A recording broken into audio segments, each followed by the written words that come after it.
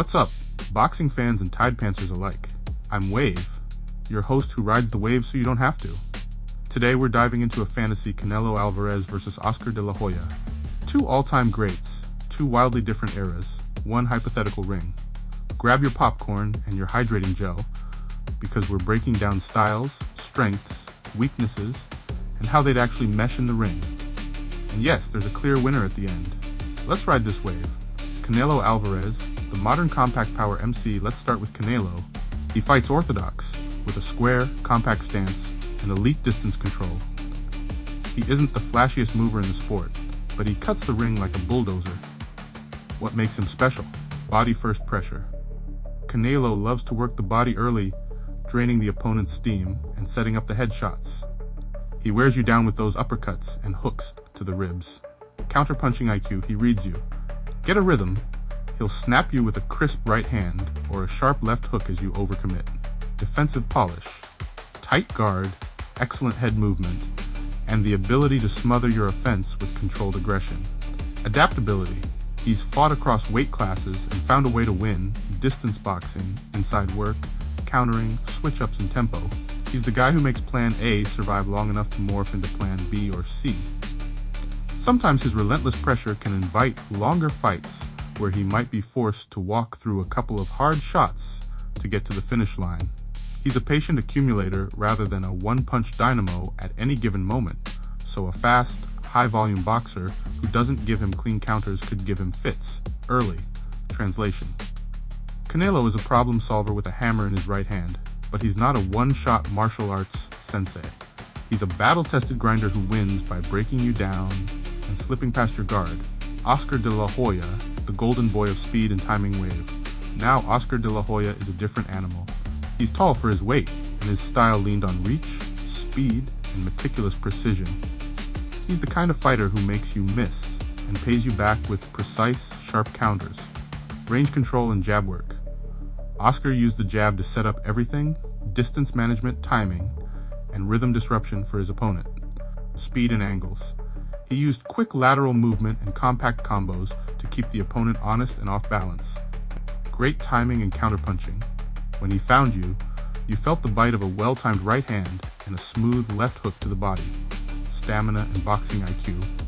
He could sustain a clever game plan across rounds, switching gears as needed and making you chase him. Against a physically stronger foe, he could get pressed into the ropes or have to fight at a pace that wasn't always ideal for his best days. Cardio softness later in career when age and weight changes took their toll. In his prime, he was a gorgeous machine, but the ring doesn't reset with age. Oscar is the master of distance and tempo.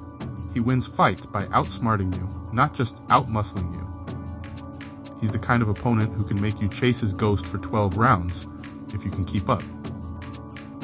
Let's talk reality versus fantasy. Canelo's a modern, often mid to large middleweight, super middleweight, leaning into heavy hands and body work.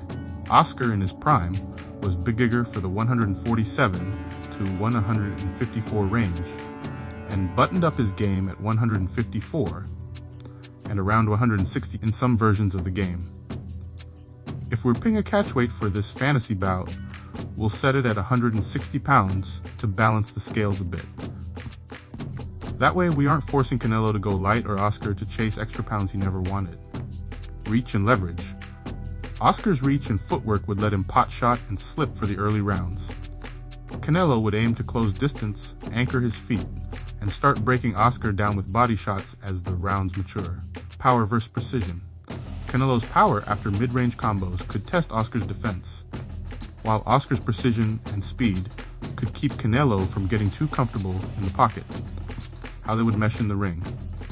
Picture this like a chess match with two different endgames. Canelo's pla. He would pressure Oscar, cut off the ring, and work the body to turn the head of the golden boy. He'd mix uppercuts and close right hands to the chest, and hard left hooks to the body to bend Oscar's torso and reduce Oscar's ability to slip in clean counters. The goal is to force Oscar into mistakes while maintaining his own defense with tight guard. Oscar's plan: stay long early. Use the jab to steal the rhythm, then flick in sharp counters when Canelo commits to a punch. Move laterally, create small angles, and try to time a few clean right hands to the chin or overhand lefts as Canelo closes in. The key for Oscar would be to deny Canelo a clean, prolonged close-quarters exchange and win the middle rounds on activity and clean counters. Where the clash becomes dramatic, Canelo relies on pressure, timing, and body work to slow Oscar's rapid-fire counters. Oscar's advantage, speed and angles, might frustrate Canelo and keep the round count close in the early stages. The real test is whether Oscar can survive late rounds with Canelo's increased body work and power advantage as the pace escalates. Let me put it this way. In this ring, Oscar would be trying to dodge a wall with a smile, and Canelo would be trying to peel that smile off with a knee-high pile of tortilla chips. Okay, not literal chips, but you get the vibe. If you've ever seen a boxer chase another around the ring, you know, it's less a sprint and more a synchronized swimming routine, just with bigger gloves and louder shoes. And yes, I promise the ring doesn't have a sand trap, just a lot of footwork and a couple of you almost had me moments. After weighing the styles, the strengths, and the way they try to implement their game plans, there's one clear outcome that makes the most sense in this fight. Canelo Alvarez's physicality, power in the body, and modern cornering play a decisive edge in this matchup. Oscar's speed and precision would make it a fun, tight chess match in the early rounds, but Canelo's pressure, improved defense, and ability to turn the tide with body shots would wear Oscar down.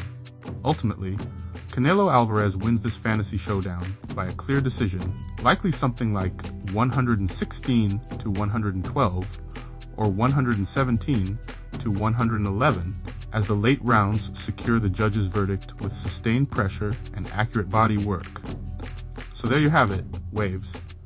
Canelo prevails in this dream matchup, but Oscar's brilliance would make it a memorable fight, one that fans of both eras would replay on loop.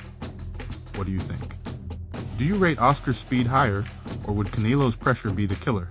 Drop your scorecard in the comments, smash that like button if you enjoyed the breakdown, and subscribe for more waves of boxing matchups, debates, and playful jabs. Until next time, I'm Wave, keeping it on the crest of the sport.